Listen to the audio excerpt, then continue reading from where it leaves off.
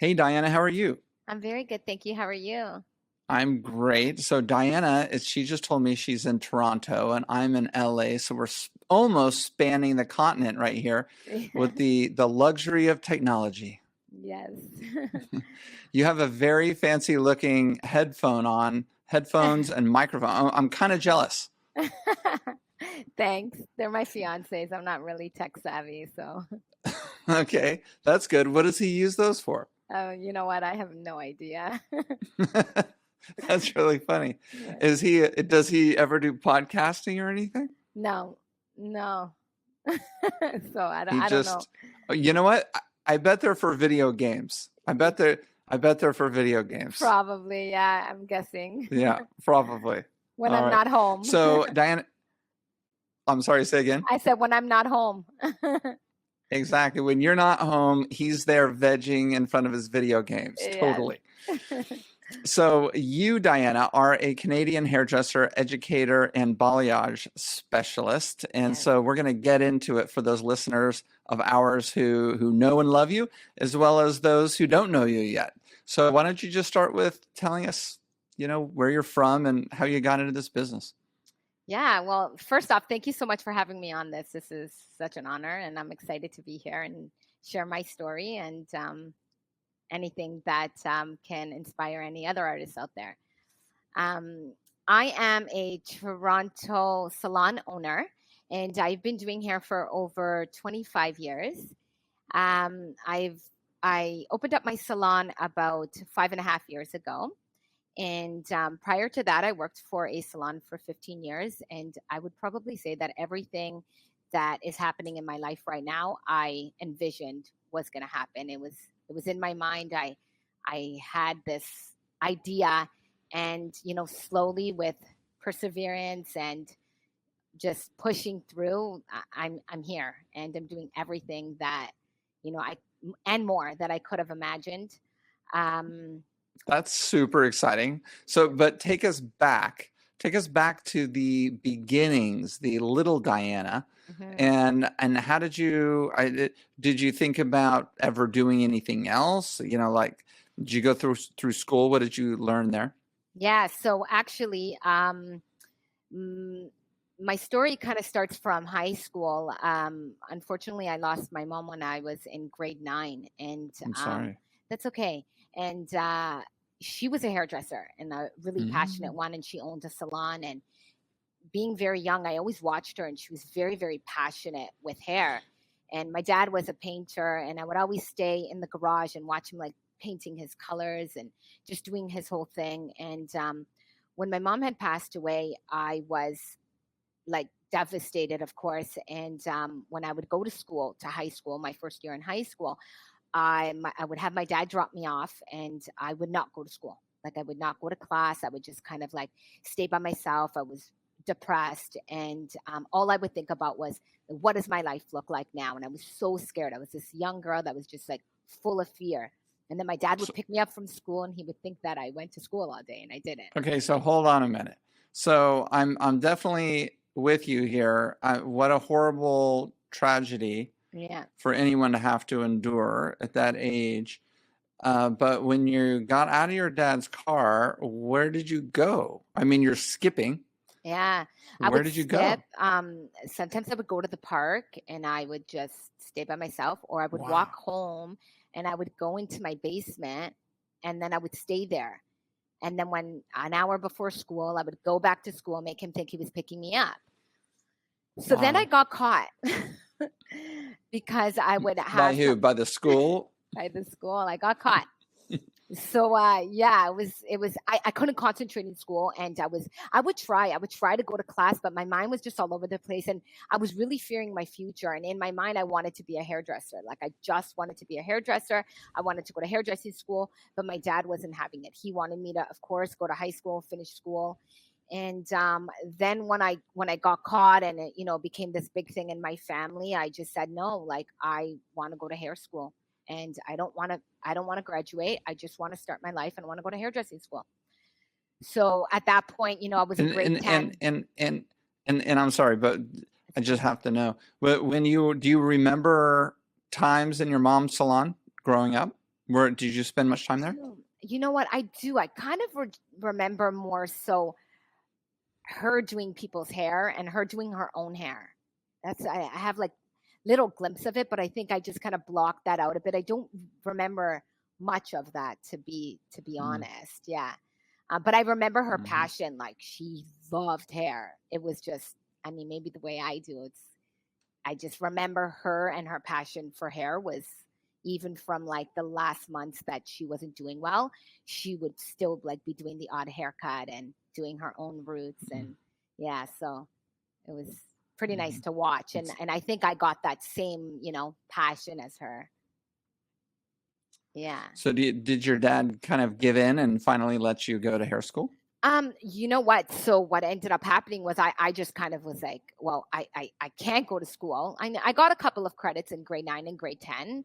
And then I said, that's it. Like, I just want to go to hairdressing school. I'll pay for myself and let me do this. So I enrolled in school and I never missed a day.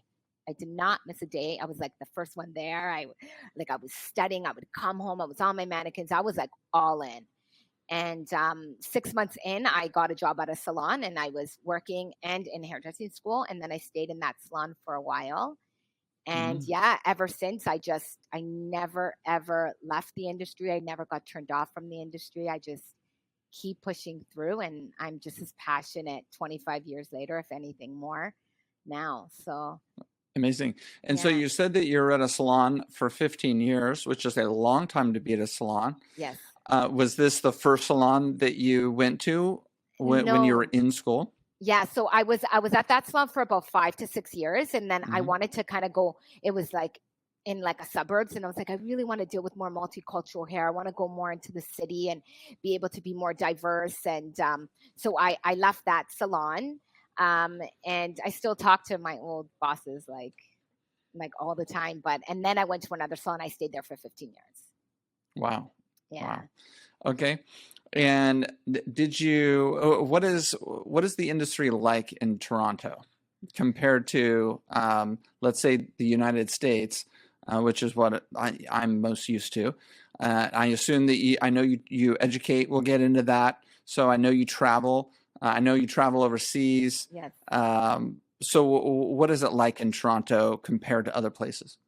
Yeah. So I would probably say, I mean, I think in the last couple of years, Toronto has really stepped it up, and you're seeing a lot more, good talent and good salons. I'd say the difference is we don't have a lot of chair rental salons. We're a lot more commission or salary. Whereas in the States, I'm finding like almost every second salon, if anything more, it's all about chair rental or those little studio suites.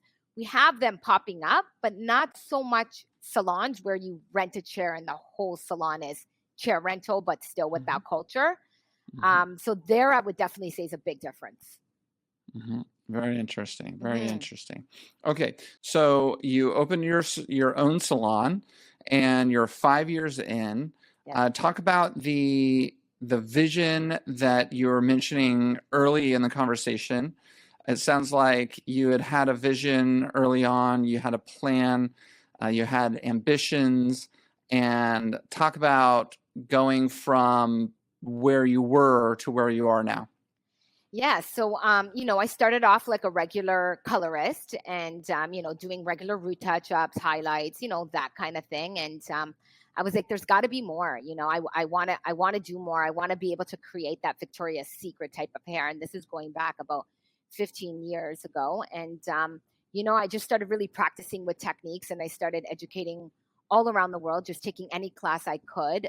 Social media wasn't even a thing back then, but I would literally just kind of research celebrity hairdressers in the States and in California, and try to connect with them and see if they're educating. And I just started just doing more education for myself. And with that, then I would come back, I would execute it, and I started creating this own look that I was doing.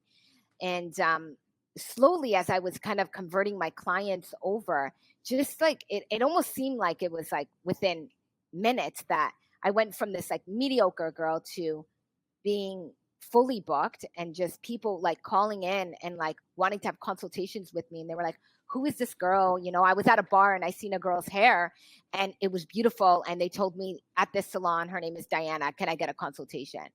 And I remember my boss at the time was like, okay, what is happening? Like, you have 5 consultations at the end of the night. You just work 10 hours and they're ongoing. And it just was a snowball effect. And it really was my work that was standing out, and people walking around, like, spreading the word. And I guess, you know, the work that I was doing was standing out. And then I got on social media, started kind of being a thing. And I never really got on it because I'm a very private person, and I didn't really want to be on social media. But I would just post the odd picture, but I wasn't really, you know, on it, to be fair. It was just basically referrals. And all of a sudden I was 6 months fully booked, and my boss is like, you need to charge more. What is happening? This is weird. You know, like, what, you know, and I was kind of like, what is happening, you know? And then now my overflow of people that couldn't see me, I was giving to the other girls in the salon, which was very rewarding because I was watching myself bring in people to get like other stylists busy. And I was like, wow, like, this is amazing. You know, like, the whole salon as a whole was actually getting really busy. And yeah, I mean, I was always like, I want to be something. I want to be bigger than I am. I want to be able to do beautiful hair. I want to have a name for myself. I want to be like these people that I'm watching. So that's kind of, you know, where that came to be. And then I started educating the colorists at that salon a lot and giving them direction and leadership just so that they could kind of create the looks that I was creating.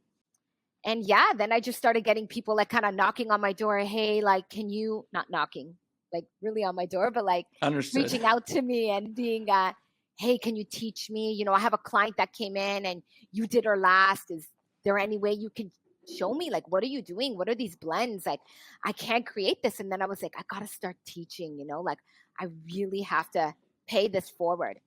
And it took me a while because I don't like public speaking. I was very fearful of teaching, like just being in front of people. I think I always had this insecurity of failure, maybe because I dropped out of school. Now, like being older, I know where that came from.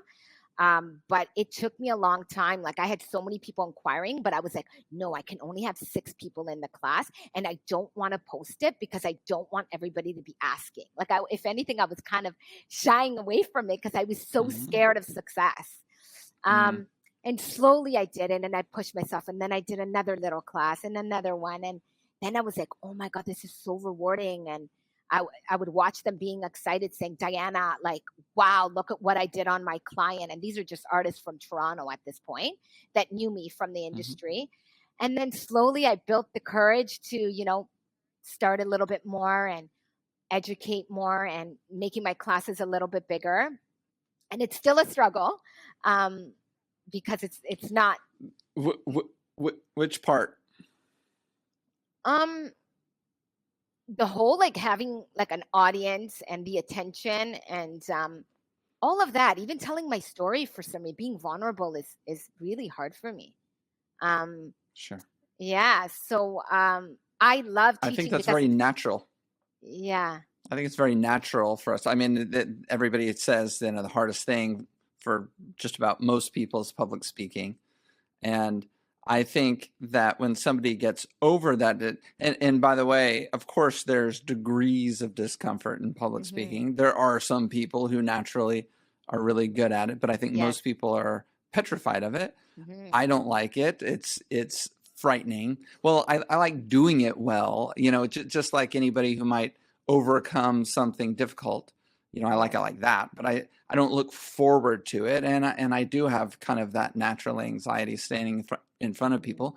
You do it all the time now. So what's your advice to those listeners who would like to start educating or would like to have an authoritative, I shouldn't say that bad word, who would like to have a voice in the industry? You know, they have something to offer. But they're holding themselves back because they're afraid of speaking in front of people. What's your advice to them? Yeah, I mean, I do believe that, like, starting slow is really nice because you get to know yourself, and that comfort, and you kind of slowly get into it. Like, you don't have to have these big dreams to have a 50-person class if you're too afraid of it. And that's kind of what I did. And I feel like once I got to a point where I was having bigger classes, I would walk out of the class and say, oh my God, what did I say? You know, like, how did I? And people be like, but then I would get messages or people like, you're such a good speaker. You are the best teacher. And I'd be like, how do you see me like that? But I don't. But those baby steps, it was like the little wins that gave me that confidence now to not really fear it. So I would say, like, don't shoot so big, you know. It's okay to start slow, and don't compare yourself to somebody that's maybe hosting a 50-person class. Okay, so we digressed a little bit there, but super important. I always think that, you know, the anxiety conversation, how does somebody overcome the anxiety? Because so many people have it and it holds them back. But so go back to your evolution from having the vision into where you are now. Yeah, so I always wanted to be a salon owner, and I was actually really transparent even with my boss. He always knew at the time, knew that I wanted to open up a salon. Like, that was. So you were an employee and you had a boss. And I had a boss, yeah. And I looked for a very long time. And again, I shied away from it because I was so scared. And even when I seen units or opportunities, I just would make any excuse. I was just really scared. I was like, I do beautiful hair, but can I run a salon? Can I run a team?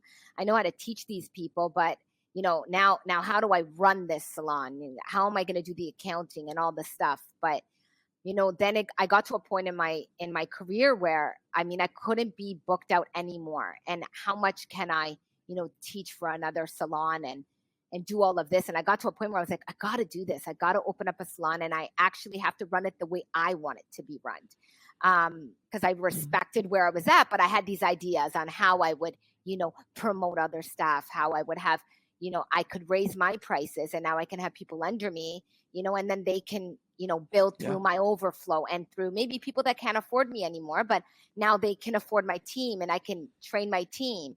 So I just had this vision, and I was like, I got to do this. So I looked for a while, for about 5 years. It took me a while to actually find a location. I don't know how it is there, but like zoning and this and that, and it was a new journey. So sometimes I lost opportunities that I wanted because, you know, I didn't act fast enough. So yeah, then I found a location, and I opened up with no team, just a wait list. And of clients. Just a wait list of clients.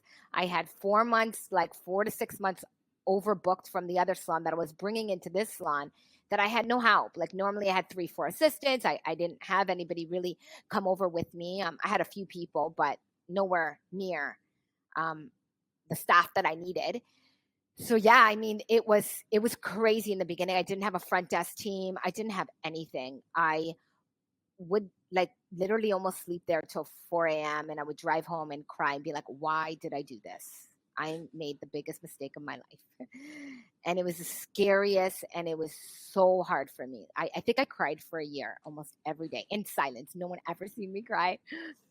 And just like hiring a team, and then, you know, even doing interviews and like people ghosting the interviews. And I'm just like, what?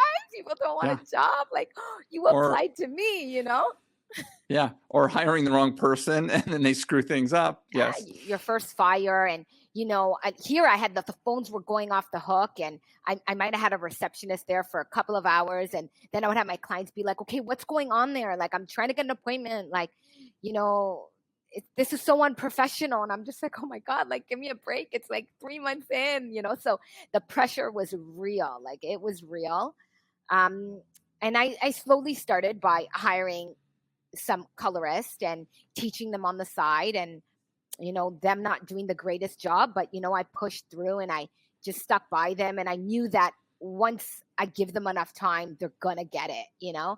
And that was really rewarding to see a lot of the staff, you know, move on to the next level. Now there's some that are, you know, now future salon owners, and they were mediocre in the industry, and now they're somebody. So that's kind of what kept me going, saying like, no, this is good. Like, you got to keep going in this direction. Don't give up. And yeah, now I'm like 24 employees, and yeah. Very interesting. Very interesting. Good for you. So let's get into the educational part. You wanted to expand your educating. Why did you want to do that? I mean, it sounds like you're booked solid. I assume that you've been raising your prices, so you're making more money, per hour. I mean, why educate? My techniques work.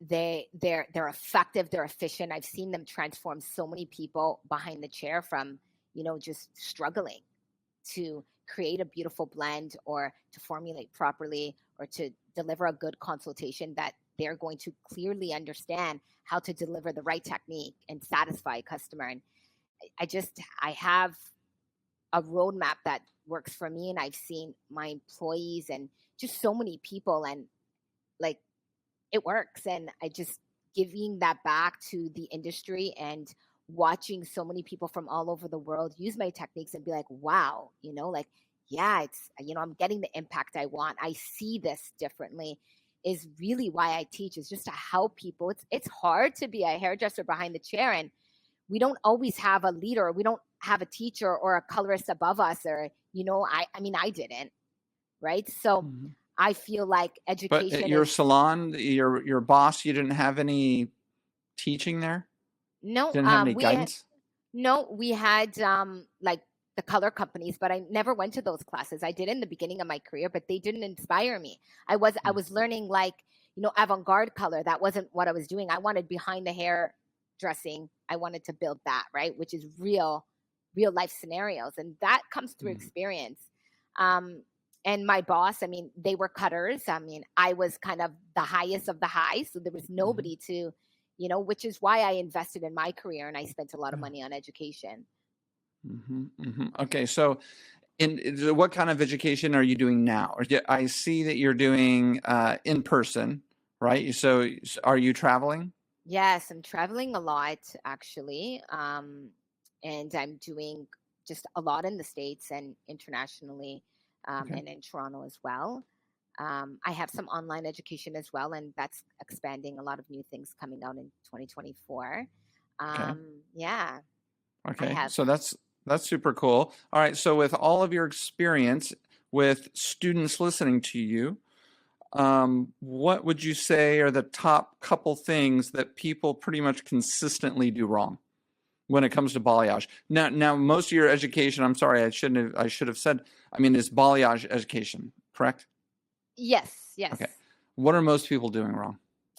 I would probably want to say it all stems from consultation. Is the biggest thing. It's just the way you deliver a consultation and really dissect what a client wants. They come in with so many different visions, and at the end of the day, we can blame the customer, for being complicated, or, not knowing what they want, but it's you dissecting what is it that they really want. It starts there, and then I would say from there, you have to understand, like, what technique is going to deliver this result on her hair, as opposed to it worked on maybe my client before, but she came in with a clean canvas. This client's coming in with, existing stuff on her ends. They're two different scenarios. You got to do two different techniques. It's kind of using like a one size placement pattern and technique that's not going to work on every canvas. So being versatile and having a lot of skill sets and not being complacent is big. To stand out, I would say, to be able to confidently transform any client that steps in your chair. Overlifting or underlifting, understanding the difference, right? Hair textures, section size is huge. What section size are you using on this client versus that client? The teasing, are you teasing? Are you not teasing? And then, of course, formulation, not really taking the words that the client gives you. A client says, I want ash, so you stick an ash formula on their hair. That's just because they want ash doesn't mean ash is going to be in the formula. So it depends on where are you, right? Properly just analyzing. It's like translating, the client doesn't know, right? The client might think that the word ash, you're going to interpret that as being what the client wants, but she doesn't know. They don't have the technical knowledge and so on and so forth. So I love what you said about really interpreting the communication early on coming from the client. And a lot of it might be confusing because they don't understand kind of the technical, the terminology, et cetera. but it's your job to listen to every word that the client is saying, probably ask a lot of questions, right? In order to actually figure out what the client wants. Yes, exactly. And then also it's almost like, as a colorist, if we take what like the words that the client uses so literally, it's going to make us make the wrong decisions, because if that client's saying she wants ash, I'm just going to use an example, and she's lifted to a level 9, that doesn't mean you're going to put ash on that, because she doesn't need ash. She wants the end results of an ash, right? So it's like kind of just taking those words and being like, no, but she doesn't want warmth, so I'm not going to put warmth. So it's these little things that sometimes behind the chair we're just overcomplicating it, when we need to like step back and, where am I? Where do I need to be? How do I get there? So those are my little tips. So yeah, no, it's great. And on your gram is chock full of little tips like this. It's fantastic. So I encourage everybody to go to DV. Those are Diana's initials, by the way. DV Color spelled in the Canadian way, COLOUR. Yeah. FYI, because I can see all of our listeners, most of which are in the US, typing in, DV Color COLOR. Okay. So I'm curious about what you're seeing behind you're still behind the chair, right? How many days? Yeah. How many days a week are you behind the chair? Do you really want to know? Yes. I'm there. If I'm not teaching, I'm there 6 to 7 days. Yeah. Holy shit. Yeah, I still am behind the chair a lot. It's really hard to get me away from it. I love it. Like, I love being behind the chair. I have a manager, so I'd rather have a manager manage, because I don't want to do that kind of stuff. Right. But it's a struggle for me to even take a day off. Like it's hard when you run the business and then you want to be there, or you have a lot of clients and that demand. And I mean, I love it. So what are you experiencing with clients these days? Any changes in frequency, price sensitivity, customer service, what are you noticing these days? I think clients want the service. It's really about, like, from start to finish service in terms of how you make them feel. So yes, they want beautiful hair, but that connection is important. When my client comes in my chair, I really want to know about her as a person, and I remember it next time she comes. I'm engaged to like, I think sometimes we forget that connection that people want to feel, right? And they want to feel connected to you, and that's what's going to make them loyal to you. Because clients can come in and they can get beautiful hair, but if you didn't really create that connection, they don't really have that experience. So I feel that people really want to feel beautiful, but they also want to know that you care about them. Yeah, they heard you and they love you. The people. Yes, absolutely. So there is no doubt that the human connection is so much of it. I think there was a survey somewhere, sometime. I don't know if it was in our industry or another kind of personal service industry. I don't remember, but it was something like 80% of the satisfaction of the service comes from kind of the personal engagement and kind of the feeling that somebody got about the other person versus the technical precision of the service, which of course is very important too. Of course, they want, the client comes in with an idea and they want that. But a lot of the satisfaction comes from that human connection. Yeah. How do you maintain the interest in making that connection with somebody when you're behind the chair for like 12 hours, I'm making up the 12 hours, but I assume it's probably that, 7 days a week? I don't know, like, I kind of look at every client. Like, if I give an example, if a client comes in and she's a new client and maybe she's kind of feels like she's on edge, I know that it's not about me, but I kind of want to know, are you okay? What's up? because I know that if you talk to me, I might make you feel better. Like, I'm not trying to be a therapist, but I do know.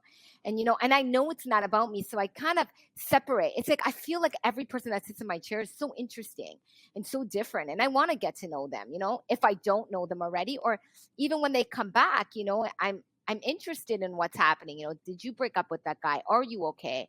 How are you doing?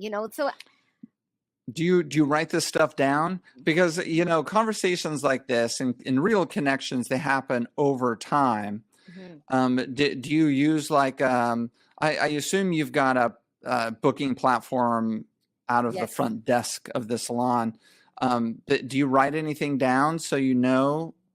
You know what? I don't. I feel like when they come back, I just remember. And I know sometimes you're like, how do you remember? You do so many people, but I think because it's a genuine interest that Yeah. it's just, I remember.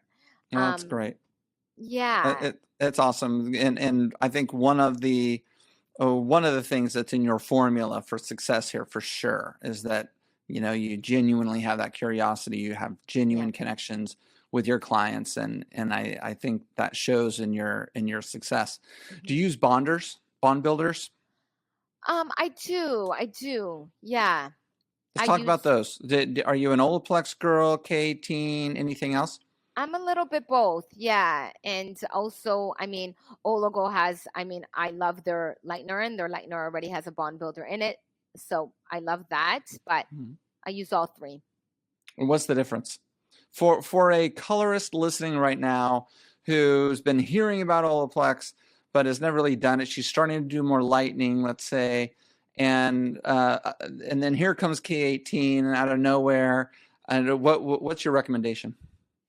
I think you definitely have to play with both products and see what works for you on what existing canvas. For me, I use Olaplex when I want to slow down my lightener even more and kind of just have a little bit more control, and somebody with existing maybe lighter hair but wants to be lighter, I would definitely use a really low, peroxide and throw in that number one of the Olaplex just to even make it more gentle. K18, the pre-spray, it's a protector barrier, and I feel like it also helps if somebody has, some, hard water or other buildup on their hair. It allows the lightener to kind of penetrate and protect it. So I feel like I'm using them for different stuff, and they protect in different canvases. Interesting. It's a very controversial topic. Nobody wants to say anything bad about any of the brands. We can say bad things though here because nobody pays us. So I like to bring real information. I like to bring real information to everybody. And there's nothing that's so concrete about any of the brands. So it's hard, when people ask about it, it's so rarely are there concrete answers to some of these questions. So I like to get everyone's opinion. For sure. Do you have any hair horror stories? I mean, for somebody who lightens and has been lightening for 25 years, you have to have horror stories. No, don't do this to me. Oh yeah, let's hear it. I've had people where, you've gotten major breakage, and they've had existing stuff being done from, I would usually say they have some sort of keratin from another country. I find a lot of my clients, or I don't get it now because I can see it prior, and I have my waivers and they're filling it out. But prior to that, they would have keratins or different type of straighteners in their hair, and it's not recommended to lighten, and they claim they don't, but they do. And you go and you lighten, and there's a lot of mush. Yeah.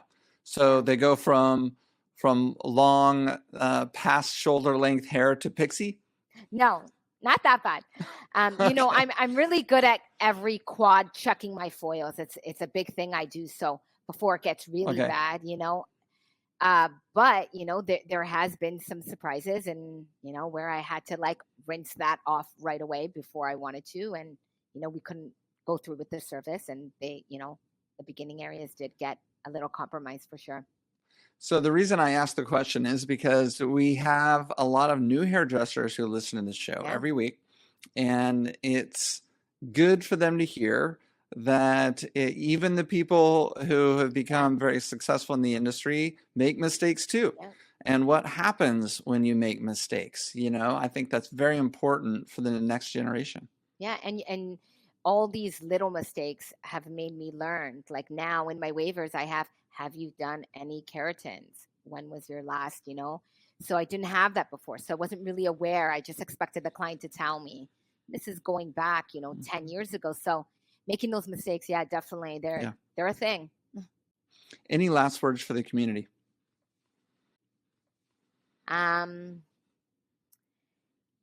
Just keep pushing through. And if you have a vision, go for it, follow your vision, and, you know, don't look in every direction, just forward.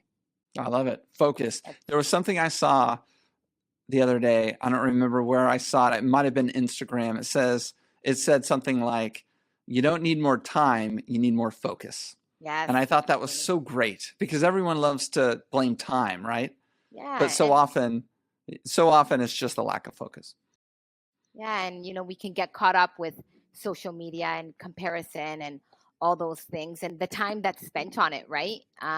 So it's like you got to focus with your vision and not get caught up with where somebody else is, what they're doing, and just focus on what No you want doubt. to do. Yes. Awesome. Thank you so much, Diana. You are Diana Vivilecchia. Yes. I love the name. I love the name, by the way. I was born Eric Di Giacomo, so I'm an Italian. Love it. And my parents asked me to change my name they wanted me to change my name to Taylor when I was young because Di Giacomo is so difficult. Vivilecchia is beautiful. Your DV color or couleur on Instagram. So thank you so much for spending the time. It was great getting to know you. Thank you so much, Eric.